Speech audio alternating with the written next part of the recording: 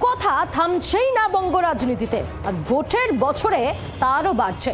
আচ্ছা, আপনাদের মনে আছে তৃণমূলের এক যুব সভাপতিকে গাছের ডালে বাঁধার নিদান দিয়েছিলেন কেন্দ্রীয় শিক্ষা প্রতিমন্ত্রী সুকান্ত মজুমদার, আর এবার পাল্টা সুকান্ত মজুমদারকে বাঁশ গাছে বেঁধে কঞ্চি দিয়ে মারার হুমকি তৃণমূল নেতা কৃষ্ণ দাসের। অকথা কুকথা রাজনীতি চলছেই। রাজনীতির আগিনাকে লাগাতার কুকথার তোপে কলুষিত করছেন নেতারা। ২৬ নির্বাচনে তাতে উঠছে প্রশ্ন।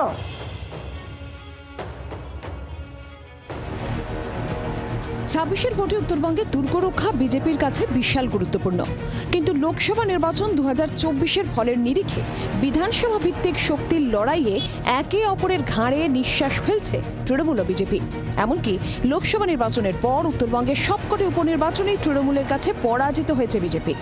২৬-এর নির্বাচনে তার পুনরাবৃত্তি চাইছে না বিজেপি নেতৃত্ব। দুর্গরক্ষায় কিলার ইনস্টিংক্ট মানসিকতাকে হাতিয়ার করছে তারা, যার আগ্রাসী প্রতিফলন বিজেপি নেতাদের বক্তব্যেও পড়ছে।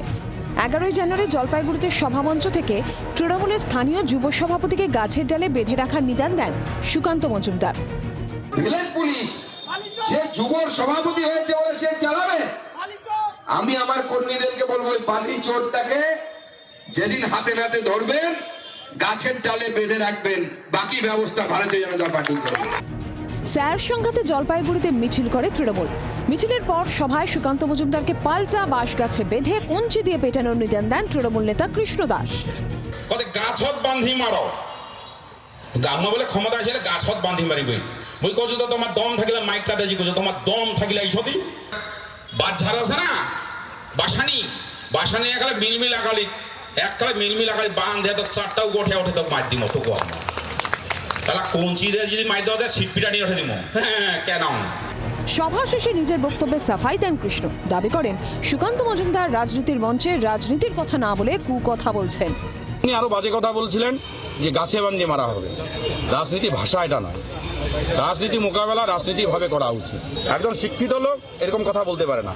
যারা হিন্দু ধর্মের এসব কাজ করতেন তাদেরকে সাধারণত আমরা দেব বলি না, তাদেরকে দানব বলি। সুকান্ত মজুমদারকে বলি যে একজন উনি ভালো মানুষ নন, একজন খারাপ মানুষ, তাই এরকম বক্তব্য উনি করছেন। তৃণমূলের সবসময় বাঁশের কথাই মনে পড়বে, কারণ রাজ্যবাসীকে তৃণমূল যা বাঁশ দিয়েছে সেই বাঁশ আর রাজ্যবাসীকে কেউ দিতে পারেনি, সেটা বাঁশের কথাই মনে পড়বে।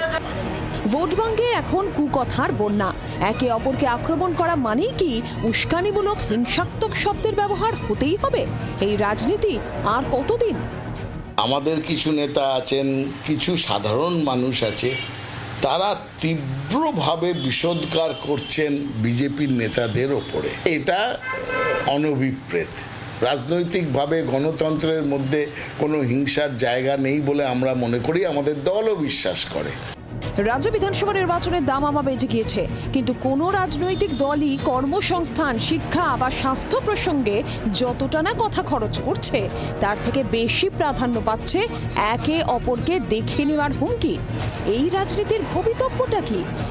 রাজনীতির কারবারিরা কি তার উত্তর দিতে পারবেন? জলপাইগুড়ি থেকে প্রদ্যুৎ দাসের রিপোর্ট, জি ২৪ ঘন্টা।